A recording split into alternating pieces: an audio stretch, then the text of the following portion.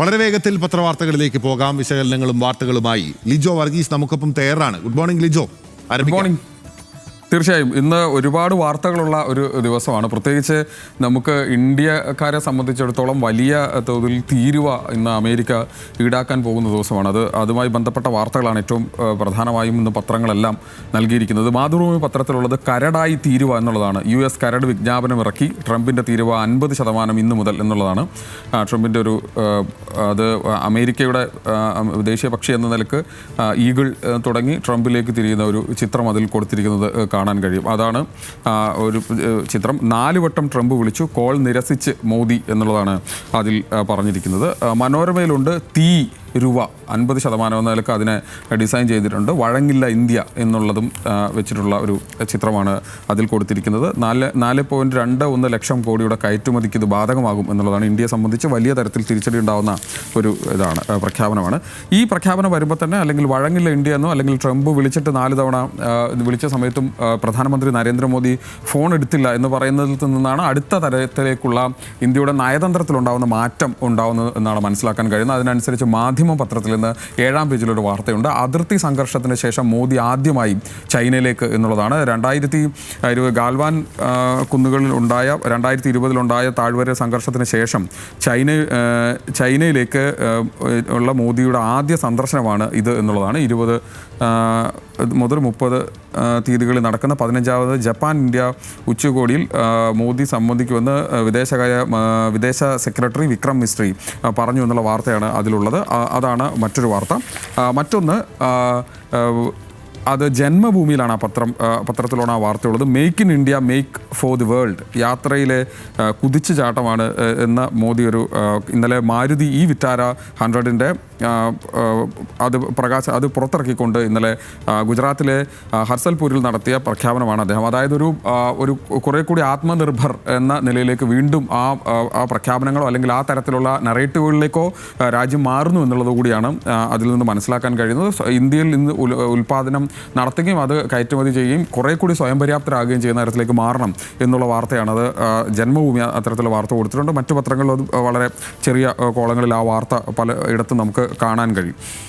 ഇതാണ് ഈ തീരുവയുമായി ബന്ധപ്പെട്ട് നമ്മളിന്ന് പ്രധാനമായും കണ്ട വാർത്തകളിലുള്ള നമ്മൾ കണ്ടത്. 1-ാം പേജിൽ കേരള കൗമുദിയിലുള്ള ഒരു വാർത്ത കളിക്കളത്തിൽ കൈബോംബ് എന്നുള്ളതാണ്. പ്രത്യാക്രമണത്തിന് VD സതീശൻ നാവടപ്പിക്കാനുള്ള തന്ത്രമാണെന്ന് അത് ഇടതുപക്ഷം പറയുന്നു. സൂചനകൾ നൽകി സന്ദീപ് വാര്യർ എന്നൊക്കെ പറഞ്ഞ തരത്തിൽ ആണ് ഒരു കാർട്ടൂണും കേരള കൗമുദിയിൽ ആ വാർത്തയുമായി ബന്ധപ്പെട്ട് അവിടെ നമുക്ക് കാണാൻ കഴിയും. അതിനെ ദേശാഭിമാനി കൈകാര്യം ചെയ്യുന്നത് മറ്റൊരു തരത്തിലാണ്. സതീശൻ്റെ ഇപ്പോൾ പൊട്ടിക്കും ഉമ്മാക്കി മാങ്കൂട്ടത്തിനെ രക്ഷിക്കാനാണ് എന്നുള്ളതാണ്.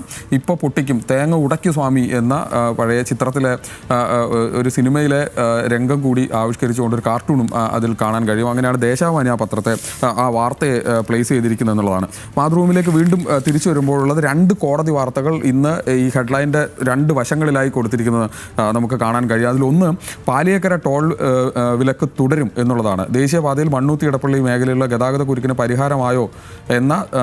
പരിഹാരമായെന്ന ദേശീയപാത അതോറിറ്റിയുടെയും കരാർ കമ്പനിയുടെ നിലപാട് തള്ളി തൃശ്ശൂർ കളക്ടറുടെ റിപ്പോർട്ട് എന്നുള്ളതാണ് ഒരു വാർത്ത. മറ്റൊന്ന് ഗവർണർക്ക് വീറ്റോ അധികാരമുണ്ടെങ്കിൽ മണി ബില്ലും തടയാനാകും എന്നുള്ളതാണ്. അതായത് ഇങ്ങനെയൊക്കെ വാർത്തകൾ നടന്നുകൊണ്ടിരിക്കുമ്പോൾ സുപ്രീം കോടതിയിൽ അതിപ്രധാനമായ ഒരു വാദപ്രതിവാദം നടന്നുകൊണ്ടിരിക്കുകയാണ്. അത് ഗവർണറുടെയും രാഷ്ട്രപതിയുടെയും അധികാര സീമകൾ എത്രത്തോളമാണ്, അതിൽ ഓരോ സംസ്ഥാന സർക്കാരുകളുടെ ഏതൊക്കെ കാര്യങ്ങളിൽ ഇടപെടാൻ കഴിയുമെന്നതിനെ സംബന്ധിച്ചുള്ള വലിയ ചർച്ചകൾ നടന്നുകൊണ്ടിരിക്കുകയാണ്. അത്തരം ഒരു വാർത്ത, അതായത് ഗവർണർക്ക് വീറ്റോ അധികാരം കൂടെ നൽകുകയാണെങ്കിൽ സർക്കാരിൻ്റെ മണി ബില്ല് വരെ തടഞ്ഞു വെക്കാൻ കഴിയുന്ന തരത്തിലേക്കാകില്ലേ എന്ന് സുപ്രീം കോടതി ചോദിച്ചു എന്നുള്ളതാണ് ആ വാർത്ത. മറ്റൊന്ന് മനോരമയിൽ ഉണ്ട്, അത് മറ്റു പത്രങ്ങളിലുമുള്ള വാർത്തയാണ്. വരുമോ ശനി അവധി എന്നുള്ളതാണ്. പ്രവൃത്തി ദിവസങ്ങൾ ആഴ്ചയിൽ 5 ആക്കാൻ സർക്കാർ നീക്കമുണ്ട്. അത് സ്വാഭാവികമായും സർക്കാർ അതോടൊപ്പം തന്നെ പ്രതിപക്ഷ സംഘടനകൾക്കൊക്കെ താല്പര്യമുള്ള വിഷയമായതുകൊണ്ട് അത് നടക്കാൻ സാധ്യതയുണ്ട് എന്നുള്ള തരത്തിൽ മനോരമയിൽ വാർത്തയുണ്ട്. മറ്റു പത്രങ്ങളിലും ആ വാർത്ത നമുക്ക് കാണാൻ കഴിയും. ഇന്ന് കേരള കൗമുദിയിലെ ഫ്രണ്ട് പേജിൽ, അത് മറ്റു പത്രങ്ങളിലും ആ വാർത്തകളുണ്ട്, പക്ഷേ കുറേ കൂടി വൃത്തിയായി അതിനെ പ്ലേസ് ചെയ്തിരിക്കുന്നത് ഒരു വാർത്ത എന്ന് പറയുന്നത് ജുഡീഷ്യറിക്ക് മേൽ കരിനിഴൽ എന്നുള്ളതാണ്. ഉന്നത ജഡ്ജി സ്വാധീനിക്കാൻ ശ്രമിച്ചെന്ന് ട്രൈബ്യൂണൽ ജഡ്ജി എന്ന അടക്കമുള്ള വാർത്തയാണ്. അത് ഒരു കേസിൽ ഉന്നത ജുഡീഷ്യറിയിലെ ജഡ്ജി സ്വാധീനിക്കാൻ ശ്രമിച്ചെന്ന് ട്രൈബ്യൂണൽ ജഡ്ജിയുടെ വെളിപ്പെടുത്തൽ. ചീഫ് ജസ്റ്റിസ് BR ഗവായിയുടെ അനന്തരവനെ ബോംബെ ഹൈക്കോടതി ജഡ്ജിയാക്കാൻ ശുപാർശ. ഗുജറാത്ത് സ്വദേശിയും പാട്ന ഹൈക്കോടതി ചീഫ് ജസ്റ്റിസുമായ വിപുൽ മനുഭായ് പഞ്ചോലിയെ സീനിയോറിറ്റി മറികടന്ന് സുപ്രീം കോടതി ജഡ്ജിയാക്കുന്ന അതിൽ വിയോജിച്ച് ജസ്റ്റിസ് നാഗരത്ന. ഇന്ത്യൻ ജുഡീഷ്യറി മേഖലയിൽ നിന്ന് ഇന്നലെ മാത്രം പുറത്തു വന്ന അസാധാരണ സംഭവങ്ങളെന്ന 3 വിഷയത്തെക്കുറിച്ച് പറഞ്ഞ് അത് ജുഡീഷ്യറിക്കുള്ളിൽ വലിയ തരത്തിലുള്ള കരിനിഴൽ വീഴ്ത്തുന്നുവെന്ന വാർത്ത വളരെ ഗംഭീരമായി അത് 6 കോളം വാർത്തയായി ഇന്നത്തെ പ്രധാന വാർത്തയായി കേരളകൗമുദി പ്ലേസ് ചെയ്തിരിക്കുന്നത് ആ വാർത്തയാണ്. ഇത് ഇങ്ങനെ പറയുമ്പോൾ തന്നെ ഇതിൻ്റെ മറ്റു വാർത്തകൾ, ഇതിൻ്റെ തുടർ വാർത്തകൾ നമുക്ക് മാതൃഭൂമിയിലും മനോരമയിലും കാണാൻ കഴിയും. മാതൃഭൂമിയിൽ ആ വാർത്ത ഇങ്ങനെയാണ്: സുപ്രീം കോടതി ചീഫ് ജസ്റ്റിസിൻ്റെ അനന്തരവനെ ഹൈക്കോടതി ജഡ്ജിയാക്കാൻ നീക്കം എന്നുള്ളതാണ്. അത് ജസ്റ്റിസ് BR ഗവായിക്കെതിരെയുള്ള അല്ലെങ്കിൽ അദ്ദേഹത്തിന് നേരെയുള്ളൊരു വാർത്തയാണ്. അത് അനന്തരവൻ മാത്രമല്ല, ജസ്റ്റിസ് ഗവായി പണ്ട് അഭിഭാഷകനായിരുന്ന കാലത്ത് അദ്ദേഹവുമായി അടുത്ത ബന്ധമുണ്ടായിരുന്ന 2 പേരും പട്ടികയിൽ ഇടം പിടിച്ചു എന്നുള്ളതാണ് ആ വാർത്ത. അതായത് കൊളീജിയത്തിൻ്റെ നിലപാടുകളെ തന്നെ ചോദ്യം ചെയ്യുന്നൊരു വാർത്തയാണ് അതിൽ വന്നത്. മറ്റൊന്ന് അതേ ഇതിൽ തന്നെ ആ വാർത്തയുമായി ബന്ധപ്പെട്ട് തന്നെ മനോരമയിൽ മറ്റൊരു വാർത്തയുണ്ട്. മനോരമയിൽ നമുക്ക് ആ വാർത്ത കാണാൻ കഴിയുന്നത് 13-ാം പേജിലാണ്. അത് പ്രത്യാഘാതത്തെക്കുറിച്ച് വിയോജനക്കുറിപ്പിൽ മുന്നറിയിപ്പ് എന്നുള്ളതാണ്. സുപ്രീം കോടതിയിൽ ഗുജറാത്ത് ഹൈക്കോടതിയിൽ നിന്നുള്ളവരുടെ അമിത പ്രാധാന്യത്തെക്കുറിച്ച് ജസ്റ്റിസ് BV നാഗരത്ന വിയോജനക്കുറിപ്പിൽ രേഖപ്പെടുത്തി എന്നിരിക്കുന്നതാണ്. ഇത് ദൂരവ്യാപകമായ പ്രത്യാഘാതം ഉണ്ടാക്കും. അതായത് സുപ്രീം കോടതിയിൽ ഒരു സംസ്ഥാനത്ത് നിന്ന് മാത്രം കൂടുതൽ ജഡ്ജിമാരുണ്ടാവുന്നത് വലിയ തരത്തിലുള്ള പ്രത്യാഘാതം ഉണ്ടാക്കും എന്ന് ചൂണ്ടിക്കാണിക്കുന്ന ഒരു വാർത്ത അതിൽ നമുക്ക് കാണാൻ കഴിയും. മാതൃഭൂമിയുടെ 6-ാം പേജിലേക്ക് വന്നാൽ നികുതി ഒഴിവാക്കുമോ എന്നുള്ളതാണ്. അതായത് GST പരിഷ്കരണവുമായി ബന്ധപ്പെട്ട് വലിയ തരത്തിലുള്ള ആശങ്കകൾ ഇപ്പോൾ പല സ്ഥലങ്ങളിൽ നിൽക്കുന്നുണ്ട്. അതുമായി ബന്ധപ്പെട്ട വാർത്തയാണ്. കേരളത്തിന് ആശങ്ക: വാഹന വിപണിയിലെ നികുതി ഇളവിലൂടെ മാത്രം കേരളത്തിന് വർഷം 1000 തൊട്ട് 1200 കോടി രൂപയുടെ നഷ്ടമുണ്ടാകുമെന്നാണ് വിലയിരുത്തൽ. അതോടൊപ്പം തന്നെ ഇൻഷുറൻസ് മേഖലയിലെ നഷ്ടം 500 കോടി രൂപ വരും. ലോട്ടറി നികുതി 28-ൽ നിന്ന് 40% ഉയർത്തിയാലും കേരളത്തിന് വരുമാന നഷ്ടമുണ്ടാകും. ശരാശരി 10,000 കോടി രൂപയുടെ നഷ്ടമാണ് കേരളം പ്രതീക്ഷിക്കുന്നത് എന്നുള്ള വാർത്ത അതിലുണ്ട്. അതായത് ട്രംപിൻ്റെ തീരുവ, അതോടൊപ്പം തന്നെ GST പരിഷ്കരണത്തിൽ അടുത്ത പ്രശ്നം കൂടി ഉണ്ടാകാൻ പോകുന്നു എന്നുള്ള വാർത്തയാണ് അതിലുള്ളത്. ഈ ട്രംപിൻ്റെ ഇറക്കുമതി തീരുവയുമായി ബന്ധപ്പെട്ട് കയറ്റുമതി തീരുവയുമായി ബന്ധപ്പെട്ട് വലിയ തരത്തിലുള്ള പ്രശ്നങ്ങൾ കേരളത്തെ ബാധിക്കാൻ പോകുന്നുണ്ട്. അത് മത്സ്യമേഖലയിൽ അടക്കമെന്ന് പറയുന്നതിനപ്പുറമാണ് അടുത്ത ഈ GSTയുമായി ബന്ധപ്പെട്ട വാർത്ത എന്നുള്ളതും നമുക്ക് കാണാൻ കഴിയുന്നതാണ്. മാതൃഭൂമിയിൽ തന്നെ 9-ാം പേജിൽ മറ്റൊരു വാർത്തയുള്ളത് അത് CPMമായി ബന്ധപ്പെട്ട വാർത്തയാണ്. ഒരു വാർഡിൽ ഒരു സൈബർ പോരാളി, കൈപ്പുസ്തകവും സിലബസുമായി CPM. കൂടുതൽ അർദ്ധരാഷ്ട്രീയ ഗ്രൂപ്പുകൾ ഉണ്ടാക്കാൻ നിർദ്ദേശം. ഫേസ്ബുക്ക് മാത്രം പോരാ, X അക്കൗണ്ടും വേണം എന്ന് CPM സോഷ്യൽ മീഡിയ കുറേ കൂടി നന്നായി ഹാൻഡിൽ ചെയ്യാൻ അല്ലെങ്കിൽ അത്തരത്തിലുള്ള തെരഞ്ഞെടുപ്പിന് മുമ്പായി അത്തരം കാര്യങ്ങളിലേക്ക് പോകുന്നു എന്നുള്ള വാർത്തയാണ് അത് മാതൃഭൂമി കൈകാര്യം ചെയ്തിരിക്കുന്നത്.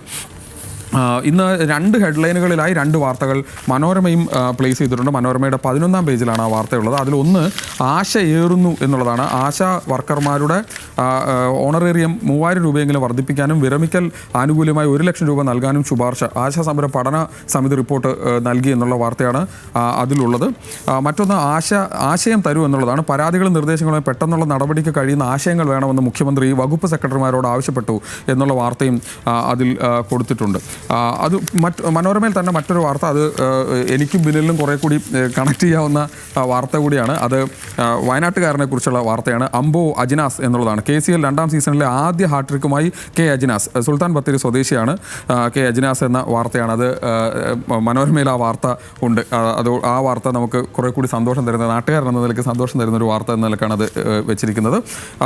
പിന്നെയുള്ളതും മനോരമയിൽ തന്നെ 13-ാം പേജിലുള്ളത് കണ്ണുകൾ എന്തിനു വേറെ എന്നുള്ളതാണ്. അതായത് ഒരു കോളേജ് അവരുടെ കോളേജ് മാഗസിൻ കാഴ്ച പരിമിതർക്ക് പറ്റുന്ന തരത്തിൽ ബ്രെയിൽ ലിപിയിൽ വിക്ടോറിയ കോളേജ് മാഗസിൻ പുറത്തിറക്കിയതുമായി ബന്ധപ്പെട്ടാണ്. അതിൽ ബെന്യാമിനാണ് ആ മാഗസിൻ, എഴുത്തുകാരൻ ബെന്യാമിനാണ് ആ മാഗസിൻ പുറത്തിറക്കിയത്. അത് ഹൃദയം കൊണ്ട് വായിക്കാമെങ്കിൽ കണ്ണുകൾ എന്തിനു വേറെ എന്നുള്ളതാണ് പറയുന്നത്. ഒരു ക്യാമ്പസൊക്കെ അത്തരത്തിൽ ചെയ്യുന്നത് വളരെ സന്തോഷകരമായൊരു കാര്യമാണെന്ന് കൂടെ പറയുകയാണ്.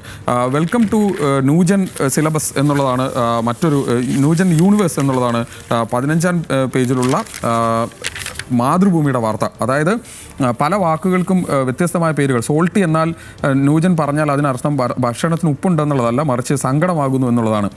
കാപ്പ് എന്നാൽ തൊപ്പിക്ക് പകരം നുണയാണ് എന്നാണ് ഉദ്ദേശിക്കുന്നത്. നോ കാപ്പ് എന്ന് പറഞ്ഞാൽ സത്യമാണെന്നുള്ളതാണ്. ഫോഷോ എന്നാൽ ഉറപ്പ് എന്നുള്ളതാണ് അർത്ഥം. സ്നാക്ക് എന്നാൽ പലഹാരമല്ല, മറിച്ച് ആകർഷകമായി തോന്നുന്നതിനെയും വസ്തുക്കളെയും ഒക്കെയാണ് സ്നാക്ക് എന്ന് പറയുന്നത്. അങ്ങനെ ഒരു വൊക്കാബുലറി, പുതിയ വൊക്കാബുലറി ഉണ്ടായി വരുന്നു. ഹായ് പൂക്കി, കമോൺ സ്കിബിഡി എന്നൊക്കെ പറയുന്ന തരത്തിലാണ് ആ വാർത്തയുള്ളത്. ഏതായാലും ഇത്തരത്തിൽ നിരവധി വാർത്തകൾ, രസകരമായ വാർത്തകളും വളരെ സീരിയസ് ആയ വാർത്തകളും ഒക്കെ ഉള്ള ഒരു ദിവസമാണ് കടന്നു പോകുന്നത്. ഏതായാലും നമുക്കും ഒരുപാട് വാർത്തകളുള്ള ദിവസമാണ്. തിരിച്ച് ബിനിലിലേക്ക്.